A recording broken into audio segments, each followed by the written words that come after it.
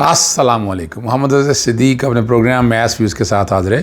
खिदमत है। प्रोग्राम थोड़ा सा लेट है, छुट्टी का दिन है, लेकिन इश्यूज़ ऐसे हैं जिस पर गुफ्तगू होना बहुत ज़रूरी है।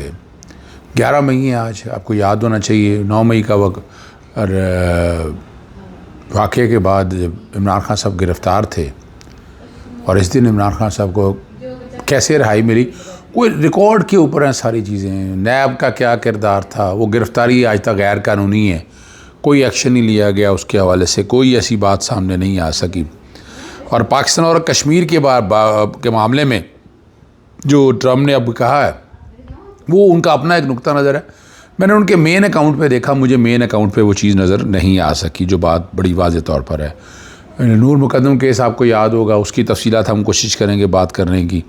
पीजेपी और मोदी सरकार बड़ी बुरी तरह से एक्सपोज हो चुके हैं। चाइना ने जो फ़ज़ाई ताकत पाकिस्तान को दी है और जो पाकिस्तान के पायलट्स ने बहा कारकर्दगी दिखाई है वो भी सामने बड़ा वाज़े तौर पर है। और क्या 2 पायलट जो हैं वो पाकिस्तान के पास मौजूद हैं या नहीं है, और ये क्यों छुपाया जा रहा है, ये सारी बातें आज गुफ्तगू करेंगे हम। सबसे पहली बात जो है 11 मई 2023 है, 2 साल मुकम्मल हो गए हैं। और इमरान खान साहब की गिरफ़्तारी आपको पता है 9 मई को गैर कानूनी गिरफ़्तारी था, कोई वारंट नहीं था। 9 मई वाले दिन इमरान खान साहब जब इस्लामाबाद हाई कोर्ट में थे, यानी नैब के केसेस में ज़मानतें कराने के गए थे, और जब वो अदालत में आ जाए तो गिरफ़्तारी नहीं कर सकते, बड़ी वाजह। जब आप अदालत के अंदर आ गए हैं तो आपने सरेंडर कर दिया है और प्रोसेस सारा मुकम्मल कर रहे हैं। और इस केस में याद रखिएगा कि नैब के कोई वारंट ऑफ अरेस्ट नहीं थे। ये सारा कुछ हमारे सामने है, हम एक एक चीज़ जानते हैं। ऐसा नहीं हम आंखें बंद करें तो वो एक अलग बात है, लेकिन जो सच्ची बात है वो ये है कि नैब का तरीक़ाकार समझ लीजिएगा। नैब का तरीक़ाकार ये है कि नैब में जब तक आप वारंट ऑफ अरेस्ट नहीं होंगे आप पकड़ नहीं सकते, ये कानून कहता है। अब वारंट ऑफ अरेस्ट जो है ना, अब अदालत के ज़िम्मे आ गया। पहले चेयरमैन नैब या ऑफिसर्स के डीजी के ज़िम्मे होता था, डीजी डेलीगेटेड पावर के ज़रिए। इसमें नैब का कोई वारंट ऑफ अरेस्ट नहीं था। अब इसकी सज़ा जो है एग्जीक्यूट जिन्होंने की है, अब देखिए ये रिकॉर्ड हमारा स्ट्रेट रखना चाहिए, हमें पता होना चाहिए क्या है। लेकिन यहाँ क्या हुआ यहाँ, और ये भी कुछ रिकॉर्ड की बातें हैं कि मैं उस वक्त पाकिस्तान में नहीं था। नहीं, मैं इधर ही था यार, नहीं मैं यूके में था, सॉरी यार मैं आपको याद है कि मैं 24 अप्रैल मेरी बेटी का निकाह हुआ था, वलीमा था 28 अप्रैल को ले, तो मैं मैनचेस्टर था उन दिनों, और 9 मई को मेरी वापसी थी। 9 मई को जब ये वाक़या हुआ तो फिर वहाँ लोगों ने ऑर्गेनाइज़ किया, मुजाहरे ऑर्गेनाइज़ किए और मुझे पाकिस्तान आने नहीं दिया। मुझे फिर मैंने टिकट आगे कराई थी और मेरी वापसी जो है वो 17 मई को हुई थी।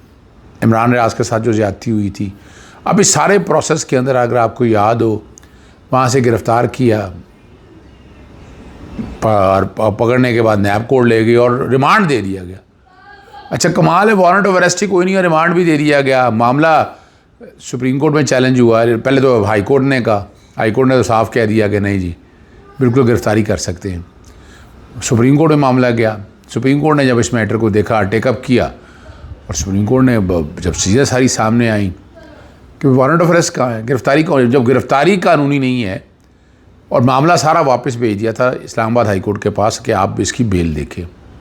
उन्होंने तो साफ़ कह दिया कि रिमांड हो चुका था इस्लामाबाद हाई कोर्ट ने, हालांकि वारंट ऑफ अरेस्ट ही नहीं थे। ये चीज़ आमिर फ़ारूक साहब के ज़िम्मे देखे, जो मर्ज़ी कहें, बतौर जज जो है ना उनका ये गलत फ़ैसला था। और फिर वहाँ गुड टू सी यू, इस तरह की बातें आप सारी आप सुनते रहे हैं, लेकिन हक़ाइक़ इसके बरक्स हैं। फिर 9 मई वाले दिन जो कुछ हुआ, आप इमरान खान साहब थे नहीं, इमरान खान साहब को हर केस के अंदर इन्वॉल्व करने की बात की गई। और मैं हमेशा ये बात करता हूँ कि इसमें जनरल एमनेस्टी मिलनी चाहिए, कौम को आगे लेके जाएँ। अब इन चीज़ों को जो ज़्यादती होनी थी, जो जुल्म हुआ, और मैं उन बातों में नहीं चाहता, इसलिए बार बार लोग इसकी इंक्वायरी की करते हैं, जुडिशल इंक्वायरी कराने मुख्तलिफ TV चैनल में बात ये मैं करता रहा हूँ, लेकिन सारा कुछ, लेकिन आज तक जो है मामला जो है वो सामने नहीं, कुरेदा नहीं जा सका, और हम सच सामने नहीं ला सके, जो सच्ची बात है। तो समझना आपको कि क्या हमको सारा सच सामने ले आए? नहीं, हम सच सामने नहीं लेकर आए, हम सच सामने नहीं लेकर आए। या तो सच सामने आता फिर पता चलता कि क्या असल हालात और वाक़यात है, क्या बात है सारी, वो सच सामने नहीं आ सका। आए हैं सामने ना, इसीलिए कहा जाता है। यानी उसमें 4 वर्जन आ गए। इमरान खान साहब को इन्वॉल्व करने की कोशिश करते रहे। बुशरा बीवी साहबा के हवाले से कई ऐसी बातें आ गई, कई पीछे बंदा बैठा हुआ था जो कंस्पिरेसी को, लेकिन वो मजाक तो नहीं मैं करना चाहता, लेकिन ये उड़ने वाले केस हैं, ये केस ग्राउंड पर रहने वाला ही केस नहीं है।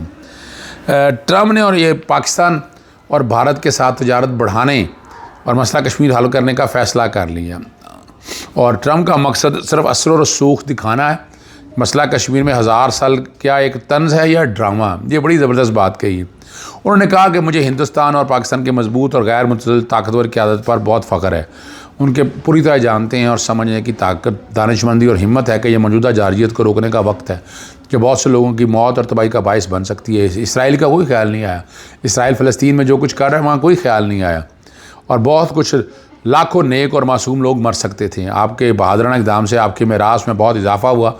मुझे फ़ख्र है कि अमेरिका इस तारीख़ी और बहादराना फ़ैसला पहुँचने में आपकी मदद करने में कामयाब हो। जबकि इस पर बहस भी नहीं की गई। मैं इन दोनों अजीम अक़वाम के साथ तजारत काफ़ी हद तक बढ़ाने जा रहा हूँ। मज़ीद बरा मैं दोनों के साथ ये देखने के लिए काम करूँगा क्या 1000 साल बाद कश्मीर का कॉल निकल सकता है। अल्लाह पाक भारत और पाकिस्तान की क़यादत को अच्छे काम से नवाजे।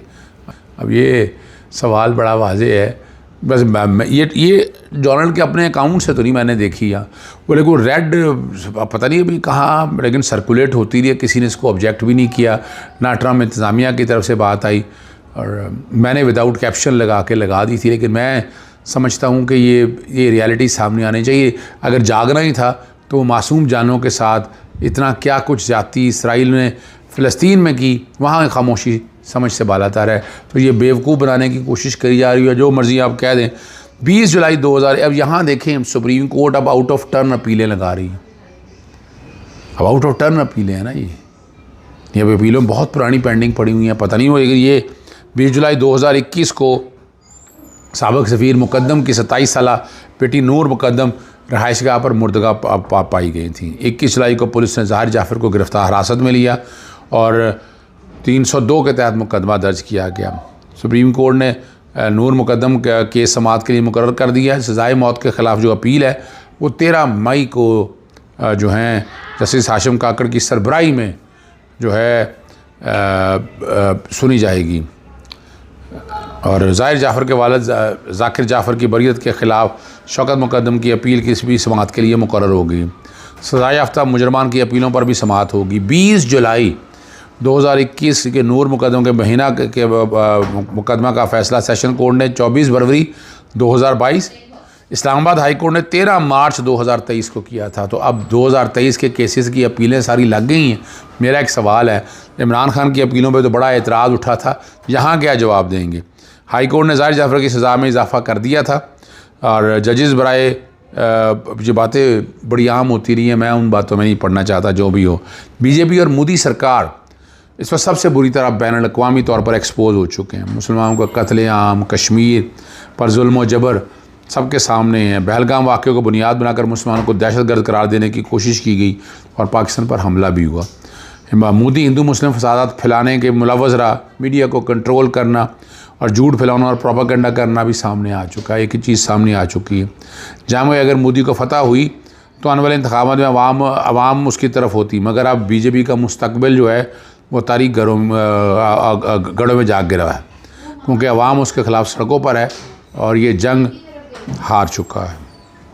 ये हकीकत है। यानी ये जो पंगा लिया, पंगा इज़ नॉट चंगा।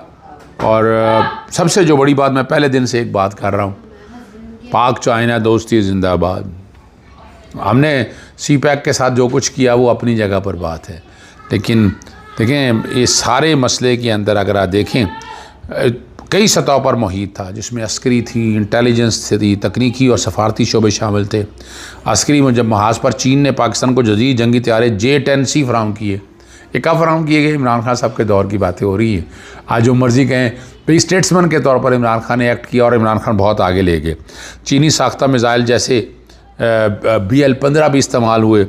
पाकिस्तान के JF-17 थंडर जो चीन के ताउन से तैयार किए गए, भारतीय S-400 का दिफाई निज़ाम के ख़िलाफ़ इस्तेमाल किए गए। ज़रा समझिएगा, इंटेलिजेंस के मैदान में चीन ने पाकिस्तान को सेटेलाइट ज़मीनी स्टेशन और बहरी जहाज़ों के ज़रिए हसास मालूमात फराहम की।